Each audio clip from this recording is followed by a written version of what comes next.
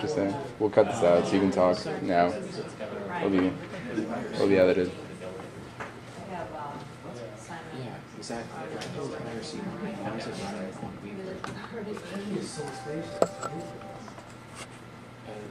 user ID, 2 copies. Yeah,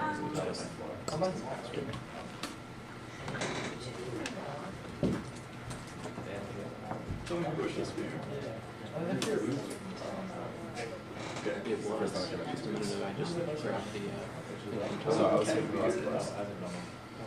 I'm gonna go work on the payroll thing. this is what? What payroll do you get? We have a template, so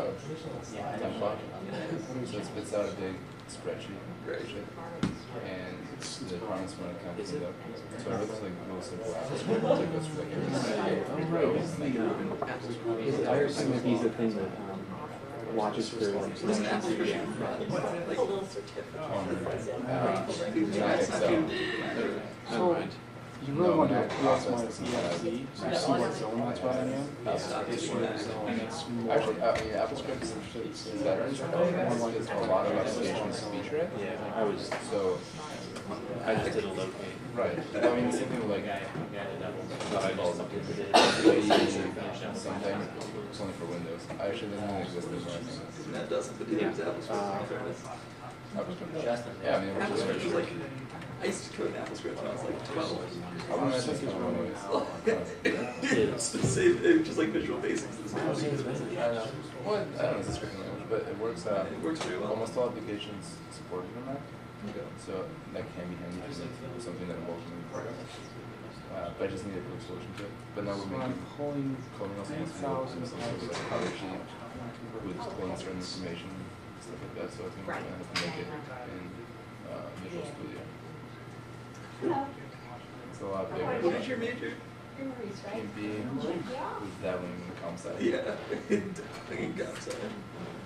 If you push it out to Visual Studio, you're gonna have a nightmare on your hands. Possible. Yeah, just keep it in Excel. Good afternoon. Why don't you talk to me? There it is, okay, great. Good afternoon, everyone. Welcome back. For those of you who attended last Friday's security presentation, and welcome to those of you who are attending this for the first time. My name is Colleen Corbett, and I'm the supervisor of the STARS program, which helps connect students with part-time jobs here on campus for hiring departments that need some extra tech support. And I was counting up today, we have 9 different hiring departments employing over 38 students right now. And some of them are seated right here, but it's nice to see staff as well. I'd like to introduce our speaker. Brian Allen is Washington University's network security analyst and has been here since 2005. In the past, he's also worked at UMSL and the University of Maryland and University College. He has an honors Bachelor of Arts in Mathematics from St. Louis University. Last week, he gave his A Spammer Hiding in Plain Sight talk, and based on all the evaluations, I know how much you learned and enjoyed that. This week's presentation will be on security tools and strategies. Turn it over to Brian. Thanks. Let's see. So today we're going to have a lot of different topics. We're going to jump around. This month is Security Awareness Month. Turn the audio on. You didn't turn it on before you went full screen.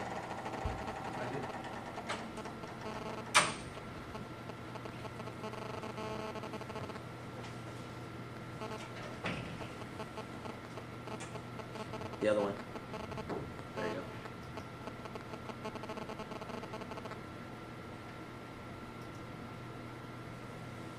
Okay, so now we're going to record this using Adobe, so people can watch it online later or at their desks if they're in a meeting.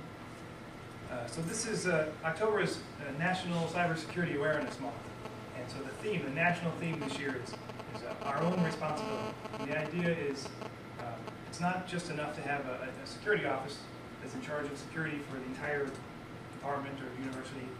Every person is actually in charge of securing themselves when they're online and using their machines. It's also important if we're at home. Let's say we have a pandemic, and we have half of our users are out at home with the flu, and they have to log in and work from home. There's a lot of tips here about how we can secure ourselves when we're working at home. So we've got a number of different topics here. We're going to just jump right into them. Let's see, we got lots of people have wireless routers. We'll talk about Facebook, talk about password managers, antivirus. Everybody's got laptops, so we'll touch there. This is an interesting one. We're going to touch on parental control software. And then Firefox add-ons that are good, the one that I really like. And finally, we'll talk about online banking. So first, we're going to start with Facebook. How many people in here use Facebook? I imagine most of you all do. There's a number of different ways that we can secure Facebook, and today we're just going to talk about one of them. We're going to go into deep depth on one. This is the one that I find is the most serious. And let's start by taking a look at my friend Brad here. I've known Brad since high school. So we're going to take a look at Brad's photos. So we look at his photos, and you can see on this screen here, it's got two sections. The top section is, these are all photos that people out on the internet have posted, and they tagged Brad. Somewhere in the picture is Brad, and now I can look at them. This is the bottom section. These are Brad's photo albums that he's posted online. These are just Brad's pictures. So there's two sections. We're going to look at the top section, the photos tagged to Brad. Let's take a look at this first one. So here's Brad, and there's this girl sitting next to him. And we can see that somebody on there I do not know, named Steven, has posted this picture. And it's in an album that Steven called Truman State. Now, some of you may recognize this person, some of you may not, but I'm sure most of you all know of her. In fact, you probably all saw her get married a couple weeks ago on television. You guys recognize her now? Jason can't say the answer because he knows. This is Pam and Jim on The Office. So Jenna Fisher. She went to high school in St. Louis, went to Truman State. She apparently knows my friend Brad, so he never told us that. But here we are looking at a picture of Jenna Fisher, you know, a modest celebrity out there on the internet. And here we are looking at pictures of her on Facebook. And I'm not so sure that's the best idea. She might not like this too much. If you do a Google search for her name and do an image search, you won't find any of these pictures of her. So let's take a look at that album, that Truman State album. So I can see all the pictures in the album. There's 3 pictures. The next one is this. Not the best quality, but you can see clearly right there. There's Jenna Fisher again. And these are 3 people I do not know. Although there is a Schaefer that works at Washington University, so maybe we know someone related to him. The next picture, there's another picture of Jenna Fisher and 5 people that I do not know. So what's the point of this? I mean, you can go on Facebook and start surfing for people, celebrities when they were in high school and college. But the point is really, all of your photo albums are like this. So if you're sharing pictures of your kids, pictures, you probably don't realize it, but the default setting is to share it with the entire world. So that's how we'll come we're able to see this. Now, maybe you don't care about it, but I just didn't want people that aren't my friends to see pictures of my kids. So I turned that off. And this is how you would do it. We're going to go to settings up here in the top and just click down to privacy settings. And then we're going to look at the profile. And finally, here's the links of all the different things you can change in your profile. And the 2 that we're going to look at are just photos tagged of you. And the second option is edit photo album privacy settings. So the default setting for the photos tagged of you is only friends. That's a good default setting. I like that one. So I left that alone. But the default setting for edit photo albums privacy settings was this one here. This one's wide open. This one's set to everyone. And I set up a couple default dummy Facebook accounts just to make sure, and it's true, that's the default. So I have 2 photo albums, and I've set mine to be only friends. I can choose everyone, people at Washington University, friends of friends, only friends. Or you can customize and just pick a couple people here or there. So that's my suggestion for Facebook. You might want to go back and take a look at your photo albums and your privacy settings as a whole, just to make sure they look good. So other social networks. This one is LinkedIn. A lot of people have LinkedIn accounts, mainly used for business contacts, making network connections in the business world. But if you're not careful, you can give away maybe too much information. And that's what this guy did, Robert Morgan. The day after he posted this, he probably had a pretty bad day. He works at Microsoft. And he posted right here that, you can't read it, so I'll read it out loud for you. He's working in a high security department for research and development, including 128-bit architecture compatibility with the Windows 8 kernel, Windows 9 project. Well, that's interesting because nobody's ever announced anything about 128-bit architecture for Windows. Nobody's ever mentioned Windows 8 or Windows 9 as part of the future plans of Microsoft. So either this was a well-crafted marketing ploy, or this was a big oops that Robert Morgan made a mistake. The day after this went up, it came right down. But it was saved in Google's cache, which is, as you can see, this is how I was able to find it. This is Google's cache data only because the main one is down. So probably not a marketing ploy, but probably was a mistake. But the point is, you have to be careful what you post on these sites. And here's an example of somebody that posted too much. A couple other notes about social network sites. They're ripe for phishing attacks. So there's two Twitter phishing attacks. Anybody in here use Twitter? Probably less than Facebook. I'm not a Twitter user, so I haven't actually seen these, but I did research to find these. There's different ways that you can get your Twitter messages. This first one is via email. So you get this email in your inbox, and it says it's from some guy. Hey, check out this funny blog about you, and then there's this link. If you click the link, you go to a site, and you get phished.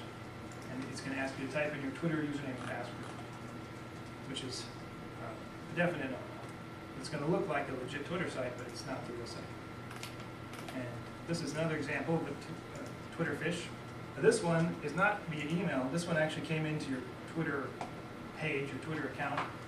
You log in, you might see ROFL rolling on the floor laughing, this you on here, and then there's this link to videos.twitter.securelogin01.com.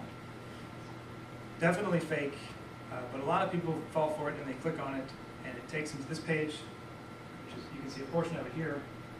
It looks like the Twitter page. It asks you to give your username and password, and then you get your host. A sure sign that this is phishing is if you've already logged into Twitter, you should never have to log in again. It's a big warning. And there's Facebook phishing messages that work just like this. You know, some box will pop up or some email will come to you. It's Facebook, click on this link, and then your host. So let's talk about password topics. So I'm going to take a drink while you read this little Onion news story.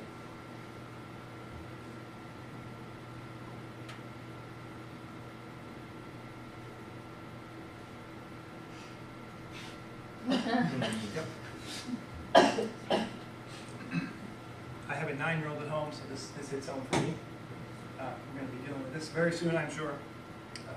So we can make sure our passwords are much stronger than just the dog's name. So let's talk about password managers. There's a couple goals here. You have to have different passwords for everything. You have to have long, strong passwords for everything. So how can you remember all these things? It's so much easier just to take one short, simple password and use it everywhere. And that's where a password manager comes in. So there's lots of different password managers out there. I've tried Password Safe and KeePass, the first two, and I really like KeePass. That's the one I use all the time. But Password Safe is a very trustworthy product. Bruce Chenier is well known in the security field. He has a lot at stake in this, so you can trust his Password Safe tool. And I have tested it. It's fine. The LastPass is new. I've just been playing around with it for the last week, and the reason I liked it initially was it's a Firefox plugin. If you browse the web with Firefox, It's right there. It makes everything nice and easy, like most Firefox plugins do.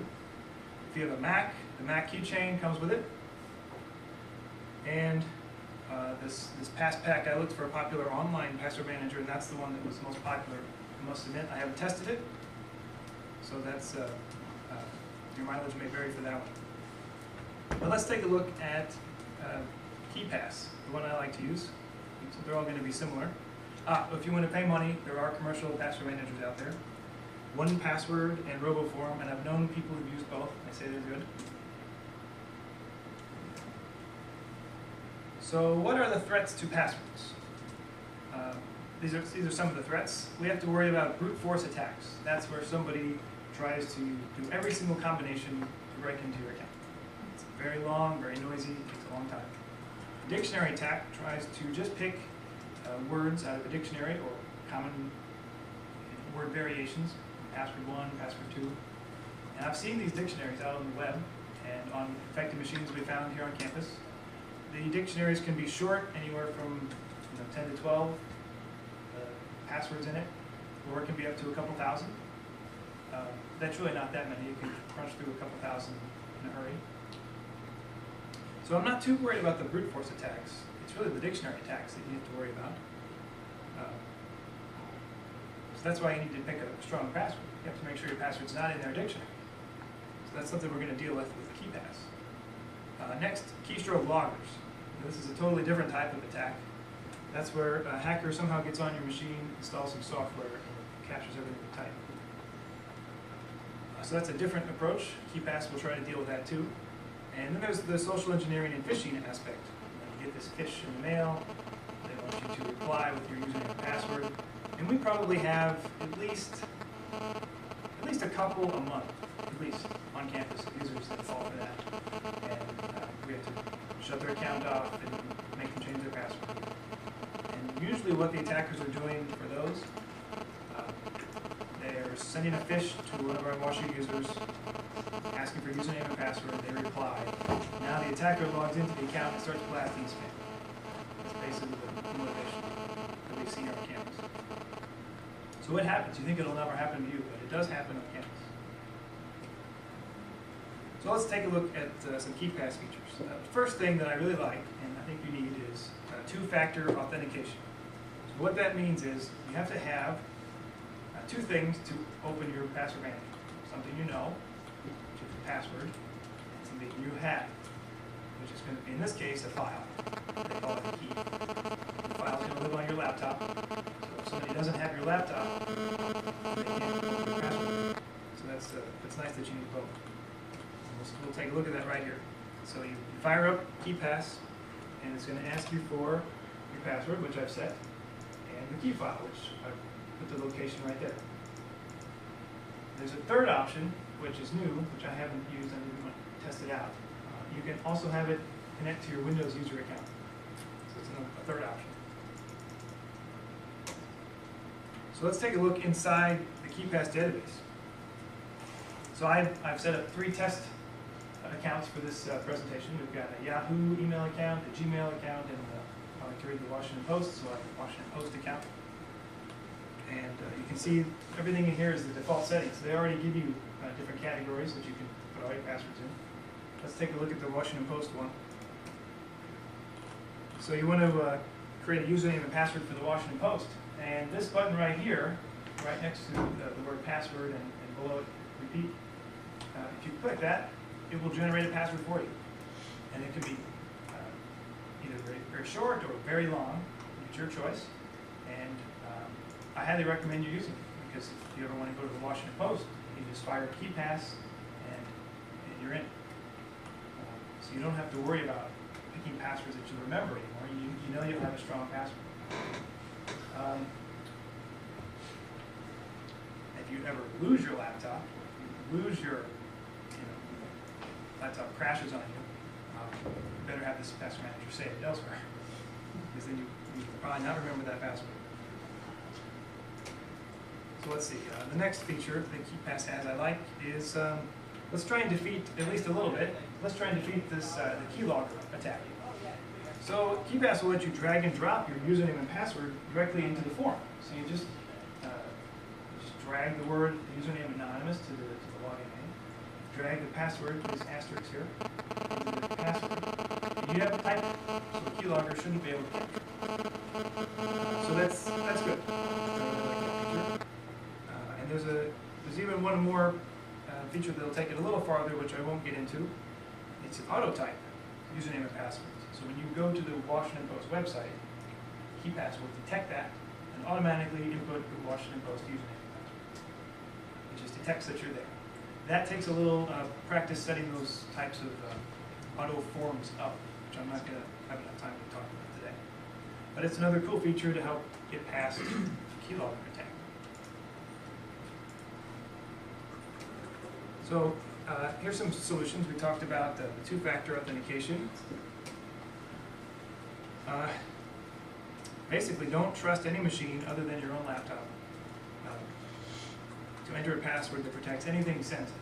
So if you want to go to a library, some public machine, and surf the web, you're fine. But I wouldn't log into work from some laptop or some console in the middle of the airport. You just surf the web at that point. If it's your own laptop, though, that's basically the only place I'll type my sensitive password. That's pretty key. This is a more advanced feature, a more advanced idea. So let's say you are at that kiosk in the airport, and they give you internet access. You don't trust it. Maybe you can carry a live CD of, say, Ubuntu with you. Pop into the CD, boot off it. Now you've got Ubuntu running, and you can surf the web. You don't have to worry about keyloggers. Every time I go to Jason's house, I always carry my Ubuntu live CD with me, because you know his machines are going to capture all your passwords. I do it on purpose. He's got a hardware keylogger, so your steps. Well, there are the hardware keyloggers, you're right, so that's why you need the drag and drop. Have you checked the back of your desktop PC at work lately? No, it's a constant, never-ending battle. So let's talk a little bit about password expirations. Long password expirations, I think, can be good. Because let's think about this. The key point here is when we talked about brute force passwords, especially if they're over the network. If somebody's in China trying to brute force their way into your account, it's going to take a very long time, and it's going to be very noisy. And you really don't have to worry about it as long as you choose a long enough password. You gain much more security by having a long password than you do by changing it every week. So I highly recommend something nice and long.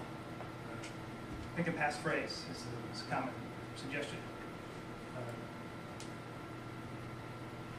And the other benefit of that, the reason that's good is the strong passwords, like those long passphrases, are more likely to be remembered if you don't change them often. So I like to pick a really long password. It's easy for me to type.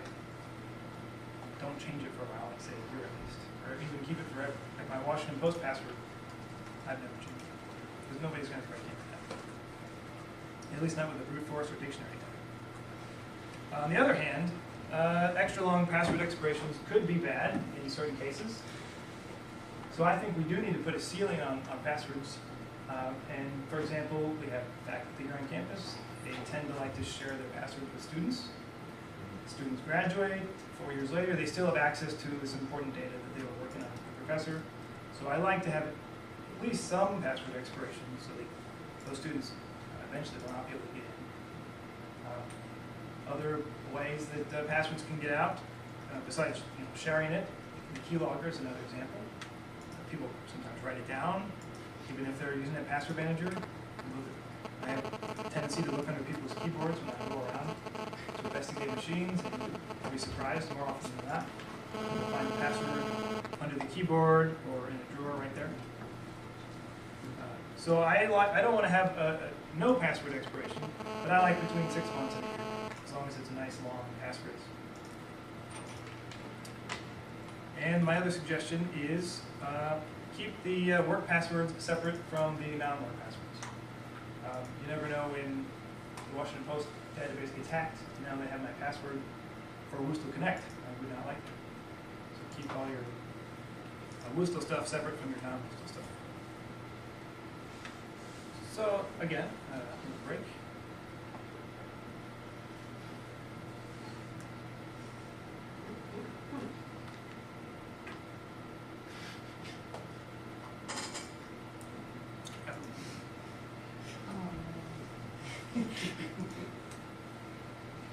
So now let's talk about antivirus software. So we've got a mixed group. We have students and staff in here. And the things I look for in antivirus, I want ones that run nice and fast. So that got rid of Symantec 10, which was dog slow. I want them, they better update themselves automatically. There have been many instances when I've gone to investigate a machine and the antivirus signatures have not been updated in months. I don't know why they weren't updating. Maybe it was the malware that turned it off, or maybe the software just didn't update itself. The user turned it off. But you've got to have the antivirus software. It's got to update itself constantly, and it's got to be easy to use. So my three main requirements: Symantec Endpoint is the latest. That's basically Symantec 11. And then we're going to look at three free ones. So here's Symantec Endpoint, the newest one. This is what I use on my desktop at work. Our department provides it free for us, and the Student Technology Services provides this right here, free for all the students in campus housing. It's a great deal. I highly recommend that you get it. It's free. A couple of the features that I like about it. This is basically the Symantec antivirus portion right here, which we're familiar with from Symantec 8, 9, and 10. These are two new parts. It's proactive threat protection. That basically means that if you're running some software and it starts doing things that look like malware, it's doing malware-like stuff, it will detect that and alert you. An example is, I was going to test out, I'm not an expert with keyloggers, I don't know how to play with keyloggers. So I test one out, and this thing detected there was a keylogger on my system. A keylogger is not inherently malicious, it can be used for good, but this is what caught it, this proactive threat detection. And it's not really a virus, so that's what this is for. The network threat protection is kind of like if you're getting scanned, if a hacker is scanning your machine, this will detect that as a network incident, and it will actually shut it off. It will prevent the attacker from scanning your machine. It actually takes action and blocks it. And I've seen that in action as well, so that works fine. So these are fine. These are fine. So I like this Symantec Endpoint. If you have it for free, if your department offers it, I recommend it. If your department is still using Symantec 8, 9, or 10, I highly recommend they upgrade it, because the upgrade should be free if you're already using Symantec.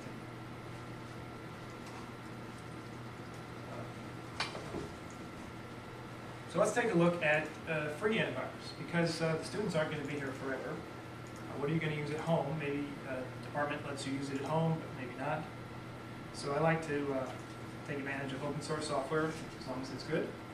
These are by far the three most popular. I didn't just pick the first three on the list because they all start with A. And the one I've used and liked the most is AVG, and that, according to this review, is by far the most popular. The next two in line were Antiver and Avast. And we'll take a quick look at each of them. So this is the Avira Antiver, however you say that, tool. It looks fine. My only problem with it when I tested it out is I couldn't get it to update. I tried to update it about 3 or 4 times over a 3 or 4 hour period, and it just hung every time. So I did a quick Google search and found other people sometimes would have it hang too. So I can't say too much else about it other than it's very popular, which is good. There's a lot of reviews which people say they like it, which is good. My brief review of it had trouble with the updating feature. But go ahead and try it out and let me know what you think. AVG I like. Again, it's very popular. This is what I put on my relatives' computers when they asked me to build them new machines. And it comes with all sorts of things, kind of like the Symantec. It comes with this anti-spyware, which is nice, the link scanner. What that means is when you're surfing the web, it checks the URL against its list of known bad sites to make sure that you're not going somewhere bad. It checks your email as well, and I tested that and it worked fine. I don't know what Resident Shield is, I didn't test that. And it updates itself just fine. Now, there is some sort of a nagware portion to this. It wants you to update and tries to get you to do that all the time. You can hide it though. So if you want to put up with that, the free version works fine for me. With, I would say there's one main problem that I had with it, but I was able to fix it. So it decides it's going to check all your email by default, which sounds cool, except I only want to know if my email has a virus. I don't want to know if my email is clean. So the default setting is that it's going to put these 3 lines at the bottom of every one of your emails. No virus found in this message, checked by AUG, and date. It's really annoying because when you forward it, it's part of the message, and now you're forwarding it to somebody else. It just clutters up the whole email. So it's called email certify. You have to go into the configuration and uncheck the email certify button, and then that goes away.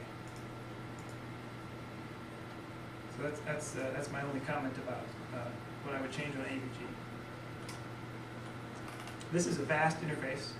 I installed it. I was going to test it out. I got this far and said, no, I'm not going to use this. I'm not going to test it. I cannot even imagine trying to use this as an antivirus tool. You know, they made it look like a music toolbar button. So that did it for me. Not easy to use. So I turned it off. I disabled it. But again, it's very popular and a lot of people like it. So maybe the students love this.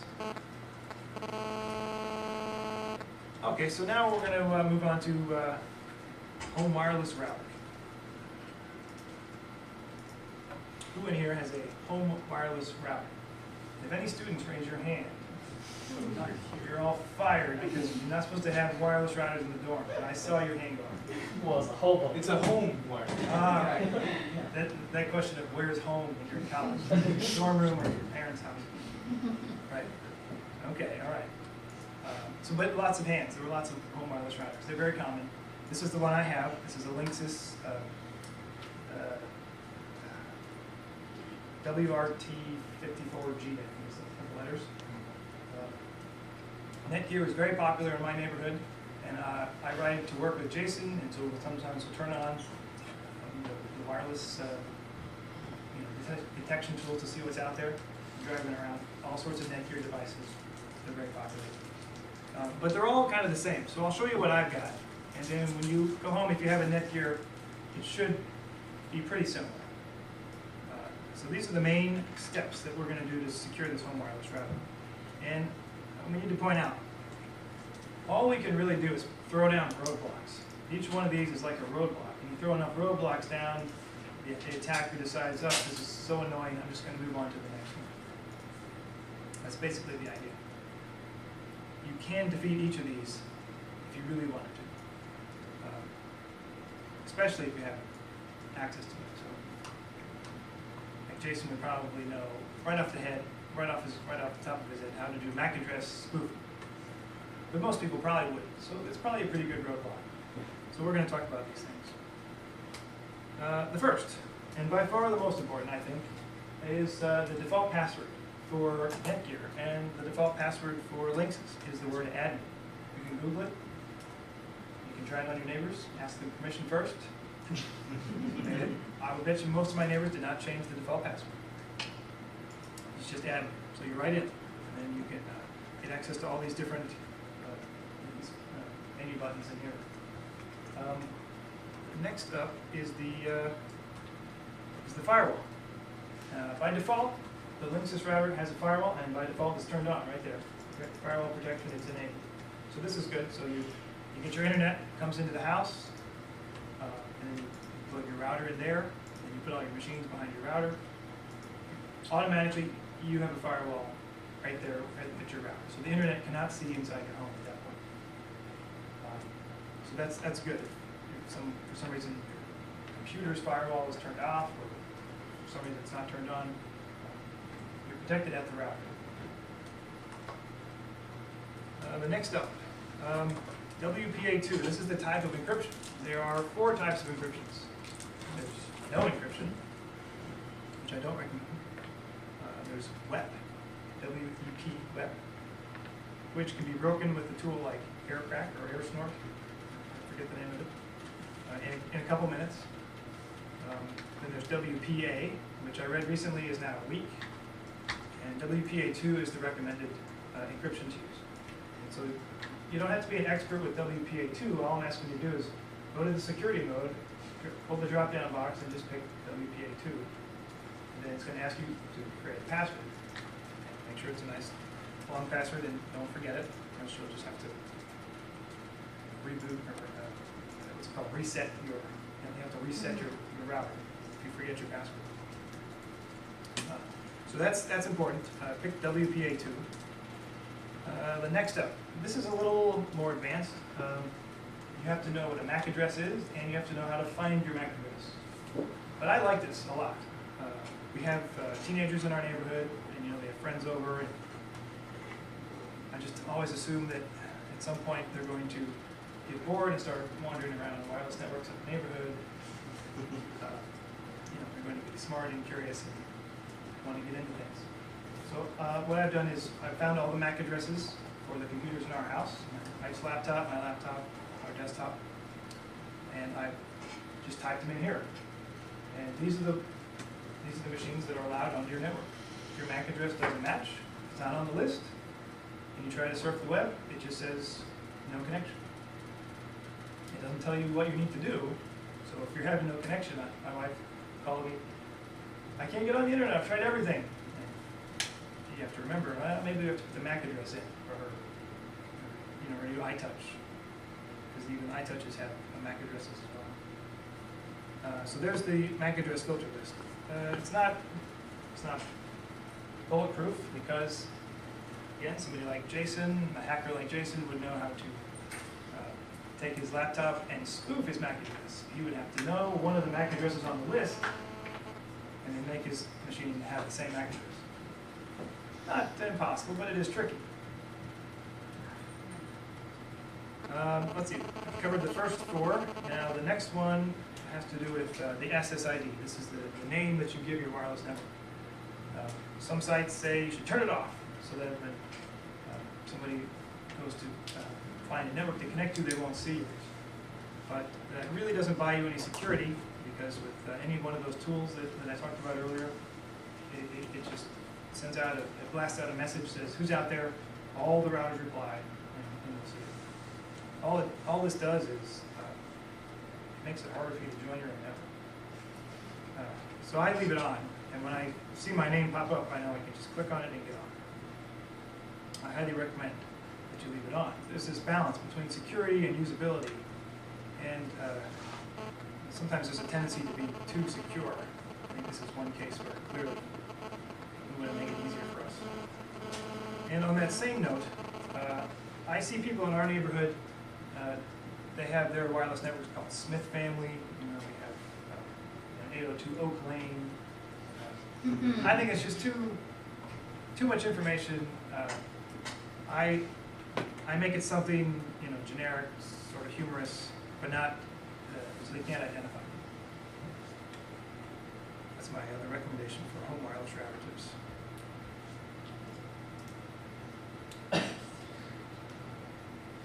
This is a great cartoon series if you've never seen it.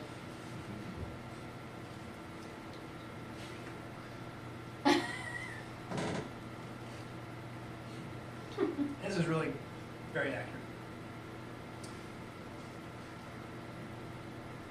Especially the part, if you hover over the XKDC, you see his little notes on the bottom. So nobody really cares about the secrets. Also true. Let's talk about laptops. Most of us now have laptops. Just about all the students do. So we want to protect the laptop. Let's talk about physical security for the laptop. So we want to get laptop tracking software. So there's a growing area. And so what we did at the beginning of the semester was we tested a bunch of laptop tracking software tools, and I recommended one in particular. We're going to look at it here. It's called LoJack. But here are the questions we have to consider with laptop tracking software. So if a hacker steals your laptop, if he's a smart thief, he will try to boot it up and try to see if there's laptop tracking software running. there is, you can disable it, get rid of it. The dumb ones, those are the ones we're trying to protect against. If they're smart enough to turn off the software, well then, they would. Really, I mean, those are the hackers that you can't really defend too much against them. Just don't leave your laptop sitting open in your car. That basically is the idea. But if they're dumb, maybe they don't know much about computers, they're just trying to steal a laptop. We can run this laptop tracking software. So the company that runs it, who's going to have access to the collected data? There's two ways to run this, and I've got an audience that's mixed. I've got students and staff. So you can buy this individually for your own laptop, or you can go with the commercial version, and every laptop in the department can have it installed, and it can be managed by one central controller. So some departments, for example, medical school, they've done this, and they have like 1,000 licenses. They have 1,000 laptops with laptop tracking software on all of them. Their information security team manages that. So who's going to have access to this data? So in that case, it's the information security team at the med school, it's potentially the company. If it's just you, if it's just a student, then it would just hopefully be you. So that's a question we have to consider. Department, maybe the company, or just an individual. So what type of data is collected? Because they're going to try to notify you, to tell you where is your laptop, where in the world is it. If somebody steals it, and they're going to try different methods to contact you. So how are they going to do this? They have to collect IP address, MAC address, other information like logon times.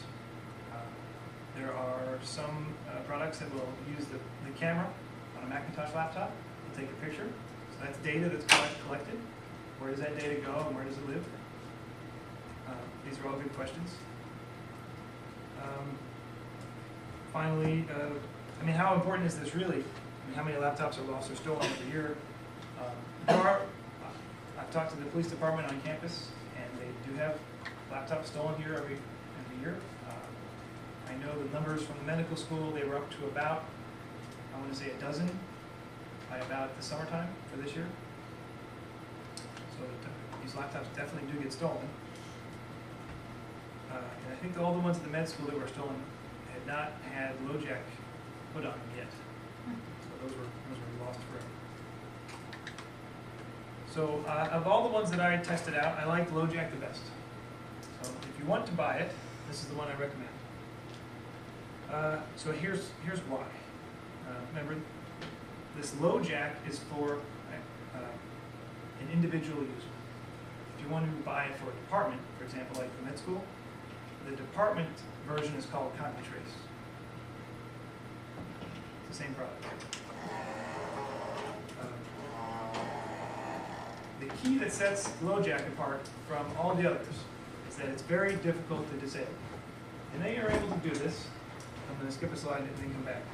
They're able to do this because they work with all of these different laptop manufacturers. And this is just some of them, not even all of them. But it's all the major ones. Like I've got a ThinkPad, tons of people on campus have Dells and Gateways. So chances are your laptop is going to be covered. They work with the laptop companies to install the LoJack software on the BIOS chip. So now you've got a smart hacker who's going to try to wipe the operating system. But he can't wipe the BIOS, or he doesn't think or know how to wipe the BIOS chip. And then when he reboots it into the new clean operating system, LoJack is still there. And it's still going to phone home, and you're still going to find your laptop. So that sets it apart from all the others. All the others were able to be disabled almost trivially if you knew what to look for. So that's the reason it's very difficult to disable. The second one, this is for a department or a school if they wanted to buy this. It will do asset tracking so that you know what you have, how many people are running Windows XP, how many people are running Vista. So that's handy to know if you're going to be a department. The other thing they can do is they say that they can only log into the computer with the user's permission. they can do is, let's say you lose your laptop, and you call them up, and you say, okay, my laptop's lost. What they'll do is, they can, at that point, log in, wherever in the world it is, assuming that the hacker puts it back online. Then they can start taking pictures with it, and then see who it is and where they are. And the other thing they can do is erase the hard drive. So if there's sensitive data, which you really hope there's not sensitive data on there, and if there is, if they're being encrypted, they can erase the hard drive. Remotely, so also a neat feature. And LoJack, this company, they will work with the police, and they have success working with police stations all over the country to recover laptops. And they would work with our Washington Police Department as well. Hey, Brian, Yes? does it actually have like a GPS locator, or is it strictly once the MAC address hits the web, they can know that it's out there? Not a GPS locator. One of the companies I tested was trying to detect wireless networks. Based on the wireless network, they were trying to determine a geographic location. So when I tested it in my office, I was expecting to get, so my office is up at North Campus, near Delmar and Skinker. I was hoping to be near the corner of Delmar and Skinker, but the closest that it could get me was North St. Louis. So kind of cool, but not really very useful. Okay, so it's somewhere in this huge area. And I don't think LoJack is doing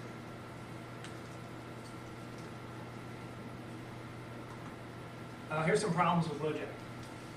That BIOS chip, notice, did not have Macintosh on the list. There's, I haven't checked the numbers lately, but I think we had 40% of the students on campus use Macintoshes. It'll still run, but it won't be in the BIOS. It just runs like a software, piece of software. And it is expensive compared to all the others. It's $49 per laptop. But that is a Washington University price because we talked with LoJack to get a good deal for the individual LoJack product. Otherwise, I think it's a lot more expensive. And I think they sell it in the bookstore, which I didn't put on the slide, but if you go to the bookstore, you can buy it there, or carry it there. The fact that the company can get into the laptop at all is a deal breaker for many people. I have talked to other universities that looked into laptop tracking software, and that right there was a deal breaker. There's another company that will do the same type of laptop tracking, only they have zero access to the laptop. So the way that works is the laptop is stolen, and the laptop tracking software is programmed to send an email out every whatever minutes, 10 minutes, every hour.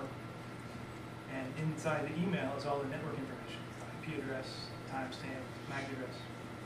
So the hacker steals the laptop, goes to New York. Next hour you get an email, wow, this is an IP address in New York. Let's go talk to the police, get the ISP involved, we can track it down. So there's no way you can log into that laptop. So there's another way of doing it without getting access to the machine. It doesn't have that BIOS security feature though. I was able to disable that like that. It was totally easy to disable. But it's a cool idea. So you have some choices. Next up. So Firefox add-ons. There's one in particular. So I've looked for security add-ons for Firefox, and there's one by far and away I think everybody should use. AdBlock Plus. I might be preaching to the choir here. Who here has heard of it and has already used it? A number of people. Okay, so here's what AdBlock Plus is. Not only is it the most popular security and privacy tool that Firefox has, it's by far the most popular tool of every add-on that they have. And this is from this week, 600, almost 700,000 weekly downloads. The next closest security tool is called NoScript, 300,000 weekly downloads. So AdBlock Plus is very popular. The idea is you go to a website and it's covered in ads, and you don't know where those ads really come from. One of the ads might be on a server in California, one might be coming from a server in New York or Canada. Those servers that are pushing the ads have been known to get hacked into. Now all of a sudden, that ad on that normal page, you know, I'm just going to make up a case here, say ESPN or CNN, one of those ads might be from a hacked server somewhere else that CNN or ESPN has no control over. That's happened before. So AdBlock Plus is going to basically remove all those ads. Here's what it's going to look like. So here's a journal I found. This is DN Journal, Domain Industry News Magazine. It's pretty funny looking site. I love this guy here with his arm against the wall and he's standing outside the bathroom. What is that? What is he doing there? That's an ad. That's a strange ad. Maybe it's part of the site. I'm not sure. But who knows if these things are part of the site or ads? Is this malware? We're not sure. So when you install AdBlock Plus, it's much cleaner. So that guy standing there against the wall was an ad for something. Now it left traffictips.com on there, so it normally does a great job. It doesn't get everything, but it's much cleaner, much nicer. It raises larger questions of if you don't like the ads, then companies don't make money. Maybe they're out of business. So is this should we use this or not?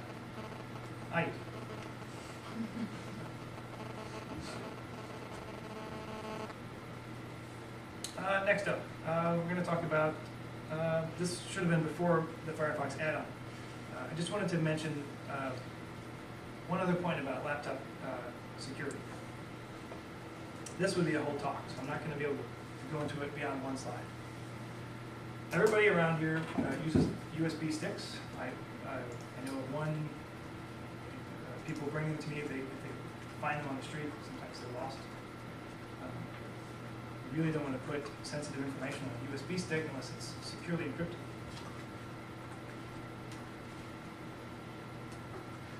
Same thing with your laptop. Sometimes the laptops are lost. You want to make sure all that sensitive data is encrypted. So here's some choices that I recommend. The first is USB encryption. If you have a lot of money and you have very sensitive information, I think this is the way to go. It's IronKey. My 4 gig IronKey drive was well over $100. Very expensive. I have a few of them in the network security office. If your department needs strong encryption and money is not an issue, come see me and we will test them out. I'll let you borrow them. And your school or department might want to buy some. You can test it out because I've got some. The key with this hardware encryption is it's built right into the chip.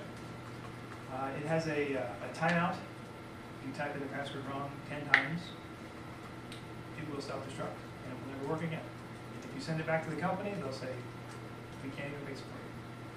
If you try to break the case and dig the chip out of there so you can work on it, it's encased in epoxy. And they say that any sort of trying to dig in there into the tough epoxy will also destroy the chip. It's waterproof, which is great. So the Coast Guard here in St. Louis was all over that. They wanted all these USB hardware drives. Problem is it doesn't float. So it's waterproof, but they're going to sink to the bottom of the river. So they need to make a little, floater cozy for it. That should be next up. But if it's waterproof, that's good. So if you don't want to spend that much money on a hardware encryption device, we can go to a software encryption device. And there's a great free product out there called TrueCrypt. It works on Apple, Macintosh, Windows, and Linux. Macintosh also has encryption software. Windows also has their encryption software, which I don't have time to get into. But I will mention that the TrueCrypt will encrypt your USB drive, it will encrypt your laptop. If you're running Windows, it can do whole disk encryption. It can encrypt the entire laptop. When you boot it up, for example, it will encrypt it even from then on. Or if you just want to encrypt a file, it'll just encrypt a file for you. So you have choices with TrueCrypt, and it's pretty easy to use. So So I highly recommend that. If you have any questions, email me. We can talk about it. This is a strange topic. So the parental control software doesn't quite fit in here. I've got students, but I expected some staff to be here, and I've got kids at home, so something I'm starting to think about. But you'll see that there actually is a tie-in to fishing, so that's one of the reasons I included it. I have not tested any parental control software, but I have used this tool. Anybody here know David Gulovich? That's right. Well, he's a Washington University product, right here on the bottom paragraph. After high school, David attended Washington University, earning a degree in anthropology. So you always wonder, if you get a degree in anthropology, what are you going to do? Create a huge internet company, obviously, right? So he used to work basically in Gabe's position. Gabe works for Jason in the Network Services and Support Group. That's what David did. There's a lot of code on our campus with his name. So he's created this company called OpenDNS. So I'm not going to go into DNS and the specifics of how DNS works. But the idea is, let's say you're at home, and this is what I do with my home wireless router. One of those options back in the Linksys page said, type in your DNS servers. Well, I typed in the OpenDNS servers. There's 2 of them that they give you. And it's OpenDNS, it's free. And then what that means is all of the DNS going out of your network will go to them. And they have, okay, so first of all, don't take my word for it. This is a big company. It passes the Google test in my book. If you search for it, you got 1.4 million hits. So I run the Google test on many things, just to make sure it smells good. So here's this OpenDNS tool that I like. If you set this up at home, for example, you log into OpenDNS and create an account, and you set up so that all your machines are using OpenDNS. You can turn on content filter, kind of like parental control software. This way, if your kid is at home, maybe you've got a teenager or a 7, 8, 9-year-old kid at home like I do, if you were to buy a product like NetNanny, or I really don't know all the names of the parental control software products out there, if they can just turn off the software, then they can surf wherever they want. This is actually the DNS level. So they would have to be smart enough to know how to change DNS, which is probably beyond, a little more advanced than most kids would know how to do. Except Jason's kid. He's 4 and he already is a DNS expert already. These are the different choices you have. You've got this high filtering level, protects against adult-related sites, illegal activity, social networking sites. I mean, that's been in the news. You don't really want your young kids chatting with people on social networking sites. We've seen in the news people can get really out of hand. Video sharing, general time wasters. And then you can go down to just say minimals. All I've got mine set to right now protects against phishing attacks. So how this ties in with phishing is that OpenDNS, David Gulovich's company, also works with there's a company called PhishTank, which is designed to combat phishing. So if you were to get a phishing email, for example, you can go to PhishTank, go to their website, and tell them about it, just copy it over so they can see it. They'll probably have already seen it, and they'll probably already know about it. So if, let's say you get an email or you get a link, you click on it, OpenDNS will pop up a box that looks like this. You didn't go to Citibank.com, you went to Citibank.com .info, some weird site. And it knows that because it's got a list of all the phishing sites that are active. And it blocks it. So that's a very handy way to prevent going to phishing sites. So we'll go back to this. Now I haven't actually tested these different filtering levels, because what that would mean is I set it on high, then I'd have to try to go see if I can get to adult-related sites. I haven't actually gone to that point yet. I've kept mine at the minimal level. But I do have a student worker, and I'm always in need of good student workers. So maybe next year, if you work for me, you might test this out. I'm just saying. I'm telling you, the network security office is by far the best place to work in this country. I can't guarantee anything, but you might have some interesting things to put on your resume. So we can test that out. And finally, we're going to wrap up here, almost just right on time here. Online banking. So many of us are doing online banking now. We've got most of my stuff is online. My main suggestion, if I had to boil it down to one thing, and that is, do not type bankofamerica.com into your browser. You might mistype it. Every single mistyping is probably going to go someplace behind. If you get an email, or if you're on the web page and to actually click on this link to go to Bank of America, you don't know for sure if you're really going to Bank of America or Citibank. I always go to Google, type in Citibank, and click on the first link. Citibank, Bank of America, and Google, they have a huge stake in making sure that first link is the right one. Huge. You can trust that first link. It'll be right every time. So I always do that. So always let Google find it. All right, so let's have a discussion if we have a few minutes. This is a website called mint.com, which is started small, but it's been growing recently. And the idea is to handle your home budgeting.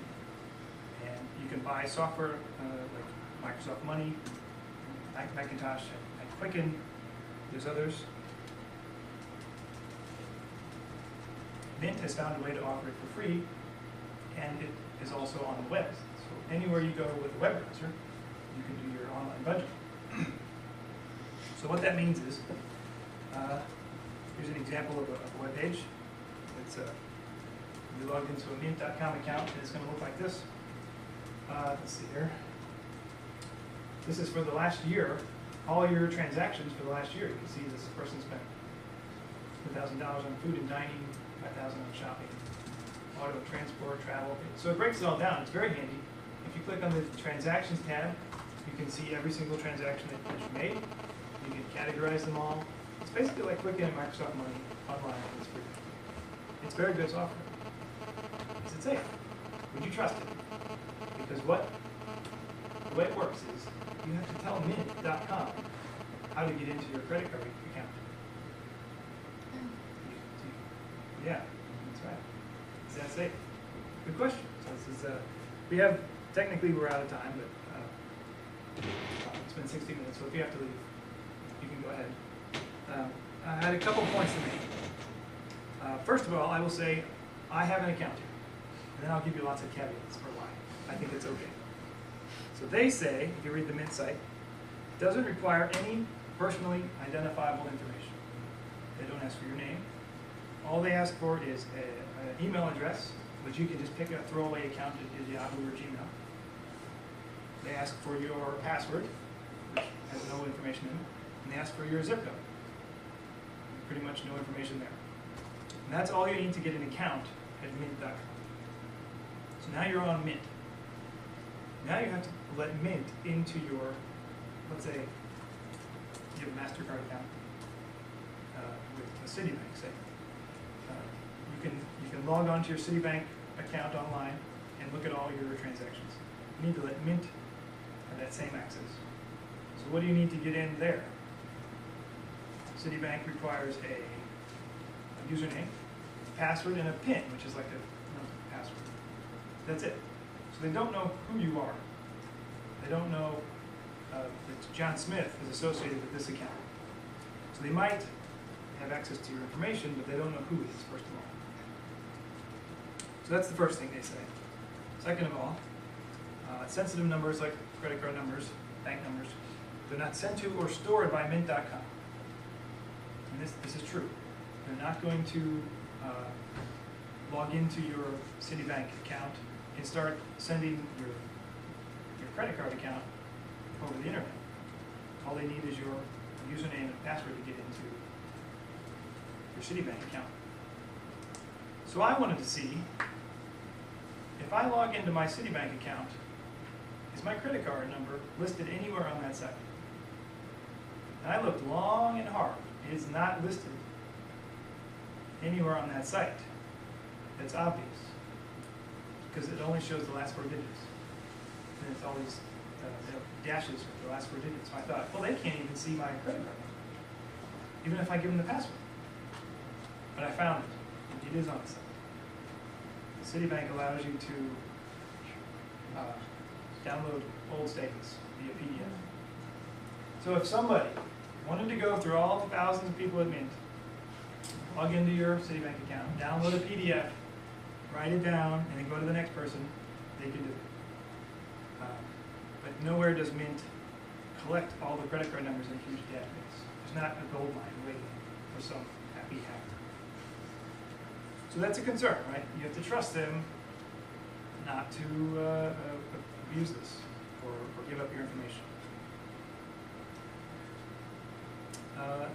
Mint provides a strictly read-only view of your transaction information. So they're going to log into the account, so your bank account, and they're only going to read it. They're not going to have access to do transactions or money transfers or anything like that. That's what they say. It is VeriSign security. It does have a VeriSign security seal. VeriSign is a very large company, well trusted. They handle a lot of the certifications for secure websites that are out there. So that's a big deal. Let's see, is that the last slide? Yes. So the point is, I decided to do it for my credit cards because I thought that the benefit that it gave me outweighed the risk. I really needed a way to get a handle on how much money we're spending, and it's really nice to be able to do it when I'm on the road, from a laptop, or from home during lunch.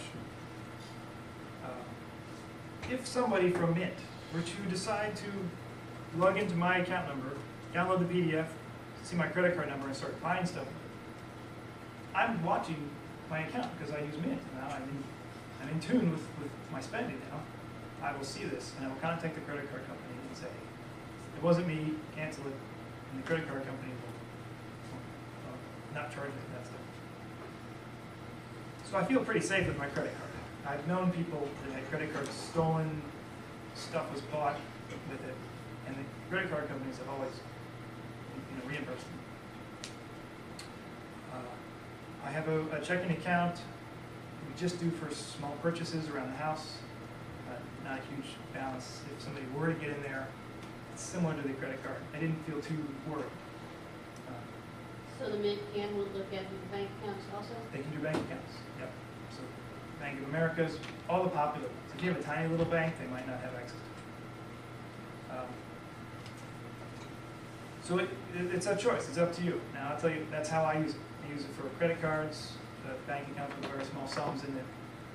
I don't use it for 401ks, big investments. I mean, you can do all these things. You can put your investments in it, your 403bs, huge savings accounts. They'll do all that. But that's not something I want to touch. So that's where I drew the line for my security versus usability test. So we're way over, and I'm finished. Does anybody else use Mint? Yeah, I mean, we found out about it. I say we, the guys in the office. There were student workers were using it today. All of us had the same reaction you did. You do what? You're kidding me. Which is a good reaction. It's good. Does it advise or do anything, just track? The way they make their money, and that's a key question, is they're plugged into all the different banks and credit cards around. So now they know what credit card you have. They can see what your interest rate is. They will advise you to move to this other credit card, which is a lower interest rate. If you do that, they get a cut. That's where they make their money. And Quicken.com actually has a free online thing as well. That's right. Others are now going online too. So there's competition in this area. I use money and it's done that. So Money, Quicken now went online. Yep. So I'm saying like Chase has a budgetary feature as well, with like pie charts and Okay. bar graphs. Yeah. So this is the one that I tested, but it sounds like there's others out there. Yep. Back to OpenDNS, that's a free download, correct? That's right. And how do they make their money, you know? Uh, They track usage for non type. searching? I think I know how they do it. Do you remember, Jason? They make money on ads when you mistype URLs. So if you go to quicken.com and you spell it with a K, it'll say, hey, They get you a really cut. want to go to Quicken, click on here, and then they get link money, I think. And there's lots of pay services. So I The thought- free service is for consumers, but there's also commercial entities like WashU could buy the premium service, or any major company could buy the premium service, and you get a lot more control over your domain. So they have a great many number of services. So I was just focusing on the home user aspect. Yep. They must do okay, because I think David's loaded now. Yep. What's that? Pretty sure David's loaded now, so I think they do Oh, all right. right. I wonder if he's hiring interns. Yeah, I would bet. When did this LoJack start being installed into BIOS type laptops? I'm curious. I can tell you, my laptop, which is a ThinkPad, has got to be 3 years old. I think Paul bought it for us. Yeah. And that has it on there. Okay. So when I tested LoJack on mine, it worked. So if yours is 3 years old or less, you're probably good. And is it part of a typical build, or do you have to specify that on the chipset? Or? It's part of it. And most of all of them now come with it. It's a matter if you want them to turn it on or not. But it comes, all laptops have it, most of them, I should say, have it, and it's just turned off. When you buy LoJack, you install the software, that's what turns it on. And I know we've had some students, we advertise this at the beginning of the semester, because, students are coming back, their parents are with them. Parents are worried about the brand new laptop they just bought, maybe, for example. And we had some students that buy it. So people are out there using it, and the medical school uses it, so that was a big recommendation for us. I know the WPD, they recommend that's those stock tags. Or Oh, burns the- that's right. I mean, there's other stuff we could go into. That's another good one. There's a stop tag that Washington Police sells for $10. It's basically a huge, very sticky sticker. You cannot get it off without totally physically ruining your case. That true encryption software you talked about earlier, the freeware, do they have a pay where you can get like remote support or anything? Or what happens if you forget whether you lose your password? There's a lot of commercial encryption software out there. So if you want a free one, I recommend TrueCrypt. If you want to do a commercial one, I've worked with a company called PointSec. They're very popular in universities. That's the one I know the most. Does a TrueCrypt have a decryptor if you forget your password? Or is it just you have to start over? I'd have to get back to you, but I don't know how to do it off the top of my head. Right.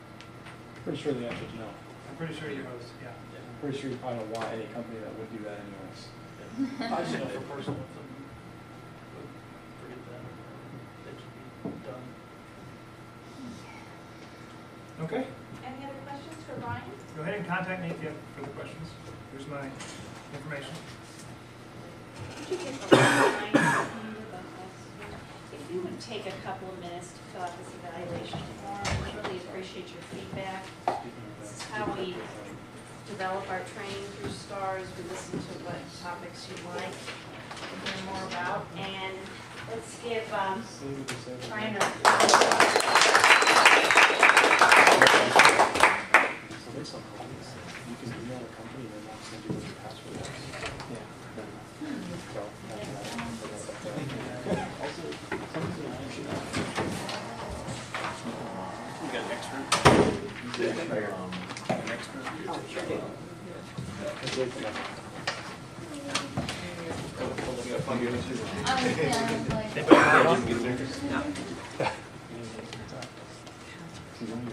That was good. Pretty proud of that. Thanks. Oh, definitely, because I'm going to reimburse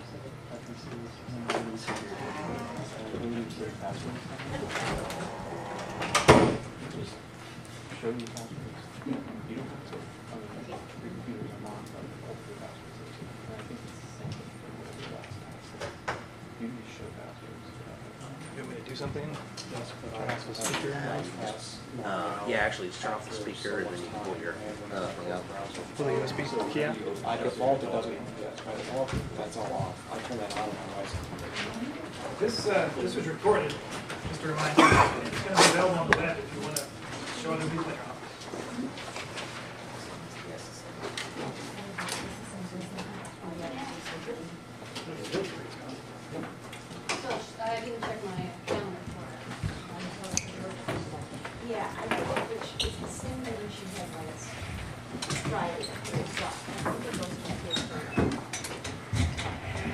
telling us, I'm like, what do doing more adoptions was, what do I do if I forget my password? Oh, just email us. I'm like, what? So they put some kind of key on your computer that somehow must get sent to them every once in a while that they can use as the master password to get your password back. I just never on my license. Is last week's published? Last week's? This has a copy of it. So this, the students, they haven't had time to put it on the web, but it'll be available like this. The slideshow is copied. There's no audio. This one actually has the audio in it. Yeah. I'll send, Jan probably will send something out saying where the link is at. Where do you work? IS&T. Oh, I'm Greg Pfizer. We met. oh, I remember one you. time. Yes, I remember now. At the classroom. Yep. Thanks for coming. Who you again? I don't know. John Doe? John Doe. We call him Smart Alec back at the There you go. I'll be back over there on Monday. I'm sorry. I'll be over there on Monday. I know, I'm sorry.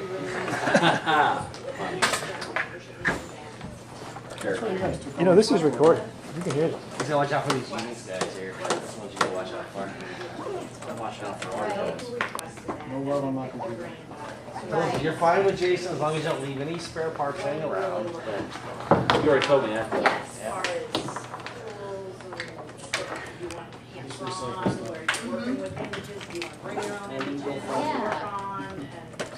That would be great.